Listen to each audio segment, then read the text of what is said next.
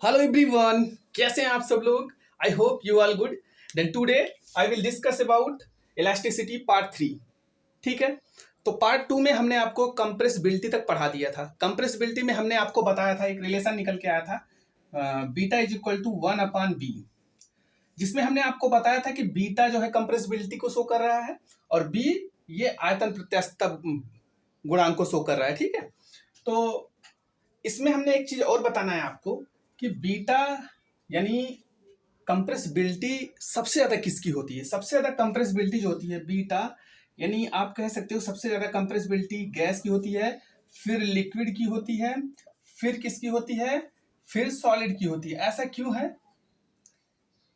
ऐसा इसलिए है क्योंकि गैस को दबाकर उसका आयतन हम बहुत ज्यादा कम कर सकते हैं, लेकिन ऐसा सॉलिड में नहीं है। सबसे ज्यादा कम इसका इसलिए होता है क्योंकि सॉलिड को आप दबाइए, देखिए उसका आयतन आप कम कर सकते हो क्या?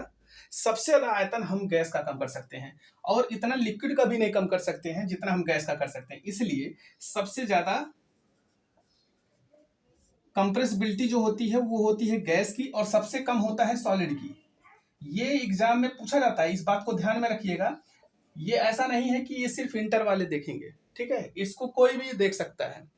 इनफैक्ट कोई भी टीजीटी पीजीटी कोई भी ये ऐसे पूछ लिया जाएगा सबसे ज्यादा संपीड्यता किसका होता है, गैस, लिक्विड, सॉलिड और सारी चीजों को दे देगा, तो आपको उसमें से एक चुनना होगा। ठीक है, तो आज जो हम आपको पढ़ाने जा रहे हैं वो हम आपको पढ़ाने जा रहे हैं दो दृढ़ आधारों के बीच जब हम किसी तार को कस देते हैं और जब उसे हम ठंडा करते हैं, नहीं जब उसका टेम्परेचर कम करते हैं, तो उसमें उत्पन्न तनाव बल का मान कितना होता है। हेडिंग डाल लीजिए, जब दो दृढ़ आधारों के बीच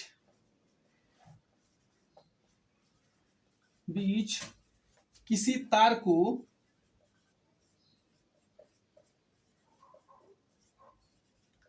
कस देते हैं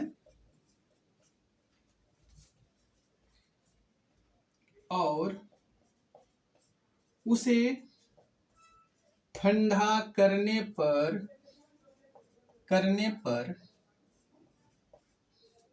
उत्पन्न तार में उत्पन्न तनाव बल का मान कितना होगा, तनाव बल। ठीक है, ये है हेडिंग। अब हम इसका एक्सप्रेशन निकाल के आपको बताएंगे। जैसे मान लीजिए ये कोई दो दृढ़ आधार, एक दृढ़ आधार ये हो गया, एक नीचे आप मान लीजिए एक दृढ़ आधार ये हो गया। ठीक है, ये मान लो कोई तार है जिसको हमने इन दो दृढ़ आधारों के बीच जो है क्या किया हुआ है, ये कस दिया है।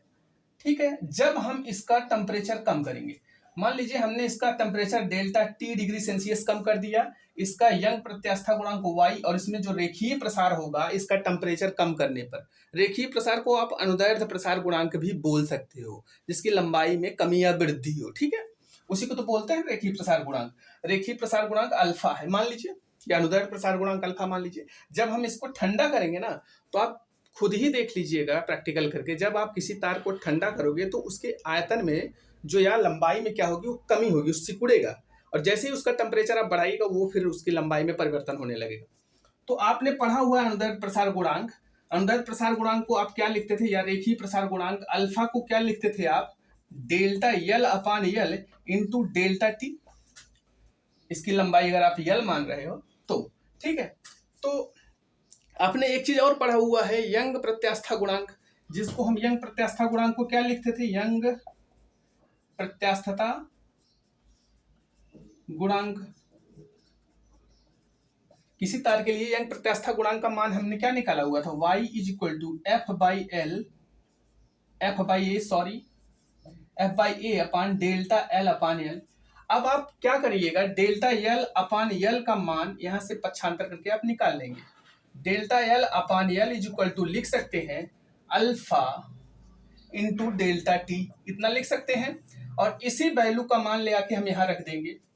तो देखिए y is equal to F by A, delta L upon L को हम क्या लिख सकते हैं, अल्फा इंटू डेल्टा टी।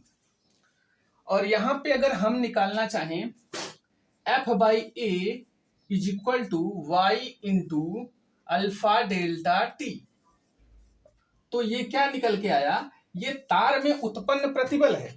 क्या है, ये तार में उत्पन्न प्रतिबल है।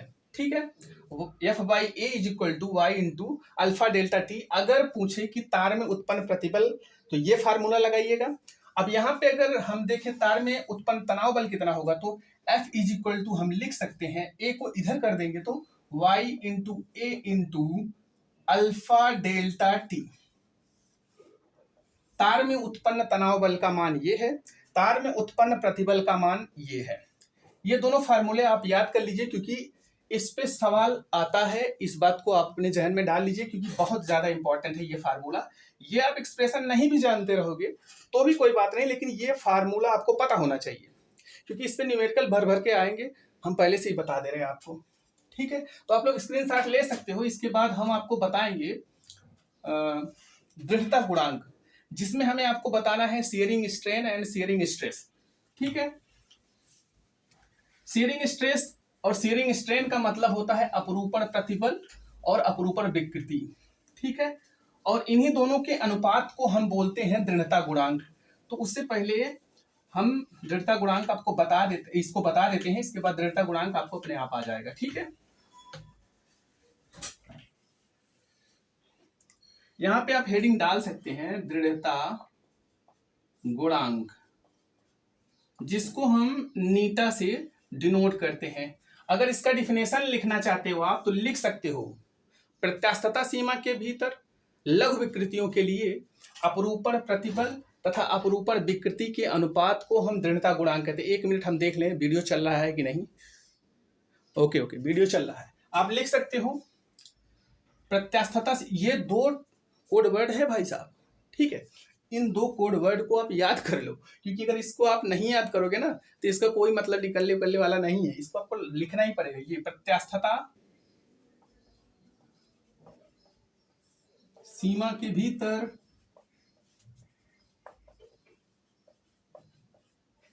लघु विकृतियों के लिए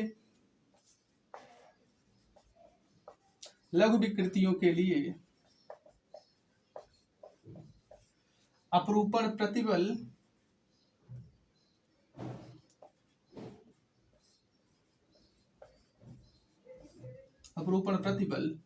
तथा अपरूपण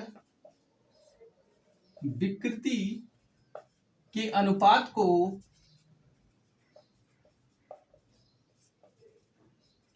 दृढ़ता गुणांक कहते हैं। दृढ़ता गुणांक कहते हैं। ठीक है, जिसे नीटा से प्रदर्शित करते हैं। नीटा से प्रदर्शित करते हैं, इसको आप लोग लिख लीजिए। करते हैं, देखिए दृढ़ता गुणांक में अपरूपण विकृति यानी शियरिंग स्ट्रेन और शियरिंग स्ट्रेस को समझना बहुत जरूरी है, क्योंकि जब उसको समझोगे तभी आप इसको समझ सकते हो। यानी इसको लिख सकते हो नीटा इज इक्वल टू अपरूपण प्रतिबल बटा अपरूपण विकृति। ठीक है, तो इसी को कहते हैं क्या, दृढ़ता गुणांक कहते हैं। अब इसमें हम आपको बताने जा रहे हैं शियरिंग स्ट्रेस यानी अपरूपण प्रतिबल। अब आप ध्यान से देखिएगा, अपरूपण प्रतिबल किसे कहते हैं। मान लीजिए ये कोई आधार है जिसपे हमने एक क्यूब रखा हुआ है। ठीक है, क्यूब बना लेते हैं हम। भाई इसको सही बनाएंगे तभी आएगा, क्योंकि इसको हमको बनाना है क्या, एकदम से सीधा। ये मान लीजिए कोई क्यूब है और जिसका ये निचला तल है और ये ऊपरी वाला तल है। नीचे वाले तल को हम क्या करेंगे, स्थिर मान लेंगे, यानी इसमें कोई मूवमेंट नहीं हो रहा है नीचे वाले तल पे। इसको स्थिर मान करके जब हम इस पे ऊपरी वाले तल पे यानी इस पे जब हम टेंजेंशियल फोर्स F लगाएंगे, ठीक है, तो इसमें हमको कुछ विकृति देखने को मिलेगा। इसमें विकृति चाहे ही हो जाए लेकिन इसके आयतन में कोई परिवर्तन नहीं होगा। समझ पा रहे हैं आप? मतलब अगर हम इस पे टेंजेंशियल फोर्स लगाएंगे तो ये कुछ इस आकार का हो जाएगा, ऐसे हो जाएगा, ऐसे ऐसे विरूपित हो जाएगा। यही वाला फिगर है, ये देखिए ऐसे हो जाएगा। मतलब जब आप इस पे ऐसे फोर्स लगाएंगे नीचे वाला तल को स्थिर मान करके, तो कुछ इस तरीके से हो जाएगा। ये समझ पा रहे हैं आप? मतलब ये वाला तल, इसमें यक्स क्या हो जाएगा, विस्थापन हो जाएगा। ठीक, यक्स विस्थापन इस तल में, ऊपर वाले तल पे हो जाएगा निचले वाले तल के कंपैरिजन में। ठीक है, मतलब निचला वाला तल आपका वहीं स्थिर रहेगा, इसमें यक्स विस्थापन हो जाएगा। और जो यक्स विस्थापन हो रहा है एकांक क्षेत्रफल पर या ए क्षेत्रफल ऊपर वाले, उसी को हम क्या बोलते हैं, प्रतिबल बोलते हैं। क्या बोलते हैं, अपरूपण प्रतिबल बोलते हैं। जो इसको अपरूपित कर दिया है उसी को क्या बोलते हैं, अपरूपण प्रतिबल बोलते हैं। यानी किसी भी पिंड को उसके निचले वाले तल को स्थिर मानते हुए अगर उसके ऊपर उसके अपोजिट वाले तल पर स्पर्शी बल लगाएं, ठीक है, और वो कुछ विस्थापित हो जाए स्पर्शी बल की दिशा में, ठीक है, तो उसी को क्या बोलते हैं, अपरूपण प्रतिबल। आशा करते हैं आपको समझ में आ गया होगा।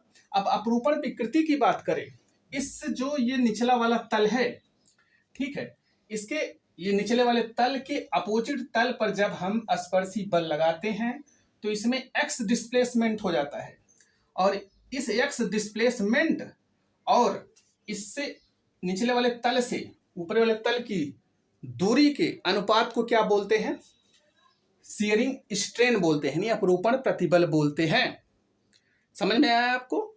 जिसको हमने आपको यहां बता ही दिया है, जिसको हम लिख सकते हैं यहां अपरूपण विकृति की बात करें, अगर अपरूपण विकृति की बात करें अगर, तो हम इसको लिख सकते हैं x/h, और जो इसमें थीटा कोण विस्थापन हुआ, जो थीटा विस्थापन हुआ है इसके निचले वाले तल और ऊपरे वाले तल के बीच में, जो देखिए थीटा कोण नहीं बन रहा है, तो इसको हम थीटा के बराबर भी लिख सकते हैं। ठीक है, तो हम क्या कर सकते हैं, यहाँ पे अपरूपण प्रतिबल को हमने बताया ही है कि एक क्षेत्रफल पर लगने वाले टेंजेंशियल फोर्स को अपरूपण प्रतिबल कहते हैं।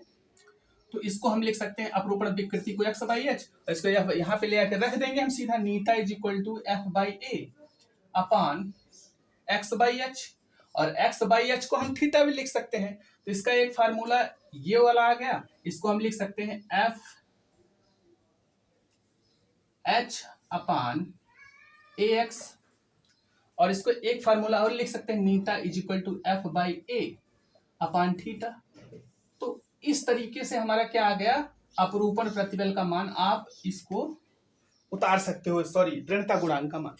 दृढ़ता गुणांक का सूत्र आप देख लीजिए, यही वाला है और बहुत ज्यादा इंपॉर्टेंट है, और आशा करते हैं कि आपको ये जरूर समझ में आया होगा जो मैंने बताया, अपरूपण प्रतिबल और अपरूपण विकृति।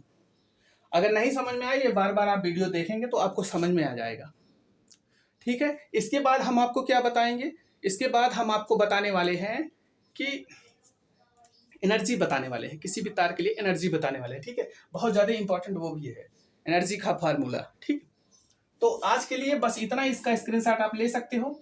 अगर वीडियो अच्छी लगी हो तो ज़्यादा से ज़्यादा बच्चों तक शेयर करो, लाइक करो, शेयर करो, सब्सक्राइब करो प्लीज़, हमको बहुत अच्छा लगेगा, और भी अच्छे से पढ़ाने की कोशिश करेंगे। ठीक है, बहुत मेहनत लगती है पढ़ाने में। ठीक है, आज के लिए बस इतना ही, थैंक यू।